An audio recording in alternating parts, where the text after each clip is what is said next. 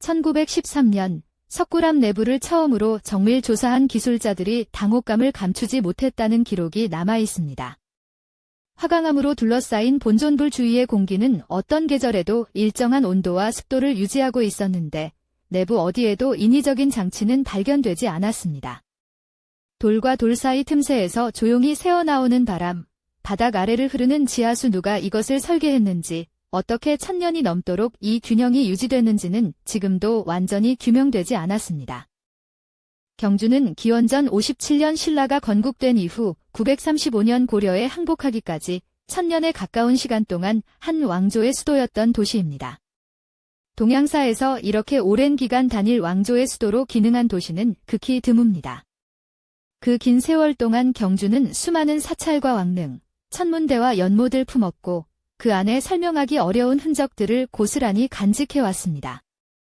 오래된 지역 문헌과 구전에는 이 도시에 얽힌 기이한 현상들이 삼기팔괴라는 이름 아래 분류되어 전해 내려온다고 알려져 있습니다.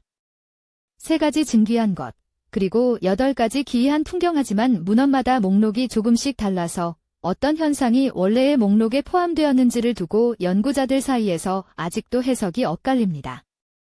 1000년의 구전이 지나오는 동안 얼마나 많은 것이 더해지고 또 사라졌는지 그것 자체가 이미 하나의 수수께끼입니다.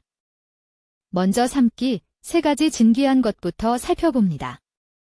그 첫 번째로 자주 거론되는 곳은 계림, 지금의 경주 시내 한복판에 자리한 작은 숲입니다. 삼국사기와 삼국유사에 따르면 신라 건국 초기에 이숲나무가지에 금빛 궤 하나가 걸려 있었고 그 안에서 사내 아이가 발견되었다고 기록되어 있습니다. 이 아이가 훗날 신라 왕실의 또 다른 성씨인 김씨의 시조, 김알지라고 전해집니다. 흥미로운 것은 계림이라는 이름 자체입니다. 기록에 따르면 그 궤가 발견된 밤, 숲에서 닭 우는 소리가 들렸고 그래서 닭께 자가 붙었다고 알려져 있습니다. 하지만 왜 한밤중에 닭이 울었는지, 그 소리가 어디서 비롯되었는지는 어떤 문헌도 명확히 설명하지 않습니다. 지금도 계림 숲속에 서면 도시 한가운데임에도 불구하고 바깥 소음이 이상하리만치 차단된다는 이야기가 이 지역 사람들 사이에 전해지고 있습니다. 두 번째 진귀한 것으로 꼽히는 곳은 서출지입니다. 연못 이름 앞에 글이 나왔다는 뜻의 한자가 붙어있는 이 장소는 신라 소지왕 시절 연못 속에서 편지가 담긴 봉투가 떠올랐다는 전설로 알려져 있습니다. 삼국유사에는 이 편지가 왕의 목숨을 구한 내용을 담고 있었다고 기록되어 있는데 편지가 구체적으로 어떻게 물 위에 떠올랐는지에 대한 설명은 어떤 문헌에도 남아있지 않습니다.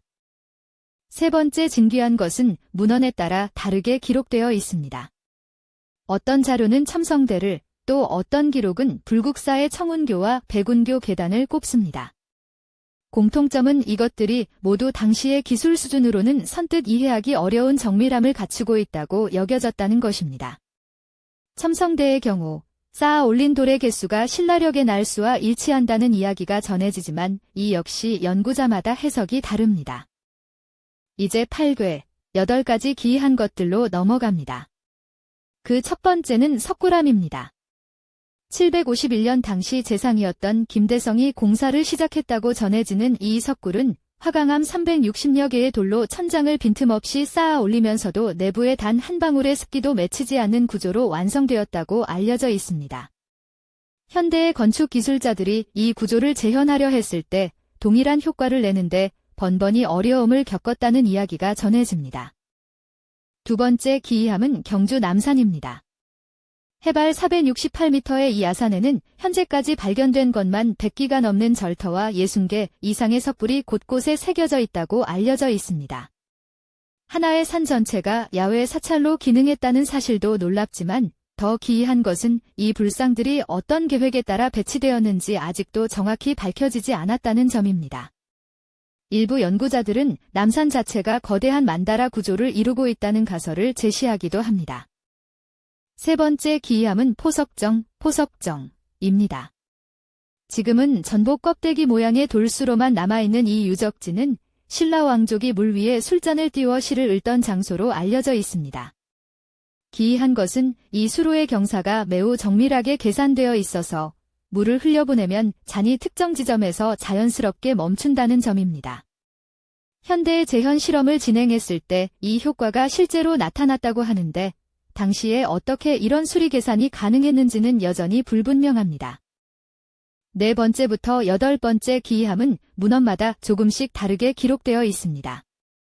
지금의 동궁과 월지라 불리는 연못에서 야간에 달빛이 반사되는 방식이 기이하다는 기록이 있고 경주 분지 전체에서 안개가 생성되고 소멸하는 패턴이 다른 지역과 다르다는 관찰도 남아 있습니다.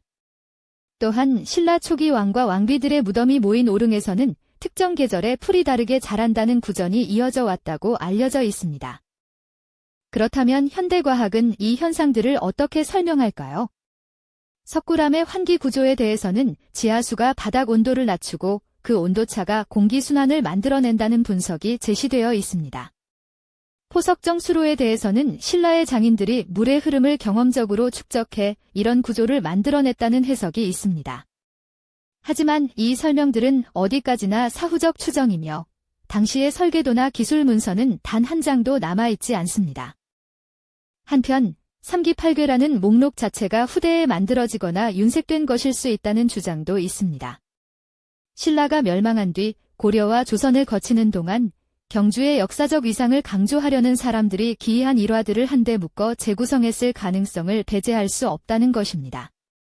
삼기팔괴의 구체적인 목록이 문헌에 명확하게 기록된 시기가 정확히 언제인지조차 연구자들 사이에서 의견이 일치하지 않는다고 전해집니다. 첫 번째 가설은 신라의 고도화된 기술력입니다.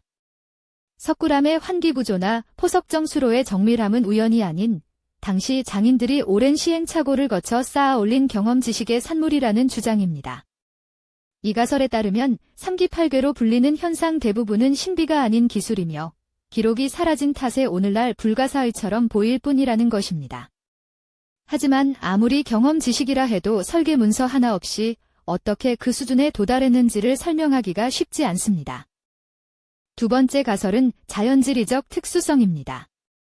경주 분지는 사방이 산으로 둘러싸인 독특한 지형을 가지고 있어서 안개의 형성과 소멸 방식, 바람의 흐름, 지하수의 분포가 다른 지역과 자연스럽게 다를 수 있다는 것입니다. 석굴암 아래의 지하수맥이 내부 온도를 조절한다는 설명도 이 가설의 연장선에 있습니다. 그러나 이 설명 역시 석굴암의 구조적 정밀함이나 서출지, 전설의 초자연적 요소를 완전히 해명하지는 못합니다. 세 번째 가설은 후대의 창작과 윤색입니다. 신라 왕국이 사라진 뒤 경주 사람들이 자신들의 도시를 특별한 공간으로 기억하고 싶었던 마음이 구전을 통해 이야기를 다듬고 신비화했을 수 있다는 것입니다. 어떤 현상에는 전설을 덧씌우고 어떤 사실은 과장하면서 삼기팔괴라는 틀이 완성되었을 가능성입니다.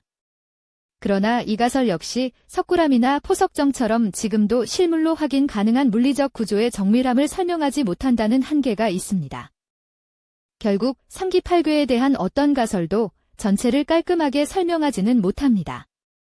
기술력 가설은 기록의 공백을 메우지 못하고 자연지리 가설은 초자연적 전설을 외면하며 후대 윤색 가설은 눈앞의 실물 구조를 설명하지 못합니다. 어쩌면 세 가지 가설 모두가 부분적으로 맞을 수도 있습니다. 일부는 정교한 기술이었고 일부는 지형의 특이함이었으며 일부는 오랜 구전이 더한 상상이었을 수도 있습니다. 1000년 전 신라 사람들이 기이하다고 기록한 것들은 어쩌면 그들이 세상을 바라보는 방식 자체를 담고 있는지도 모릅니다. 경주는 아직 땅속에 발굴되지 않은 유적이 수없이 남아있는 도시입니다. 어쩌면 우리가 찾지 못한 답이 그 안 어딘가에 묻혀 있을지도 모릅니다. 삼기팔괴 중 여러분에게 가장 기이하게 느껴진 것은 무엇이었나요? 댓글로 알려주시면 그 이야기를 더 깊이 파고드는 영상으로 찾아오겠습니다.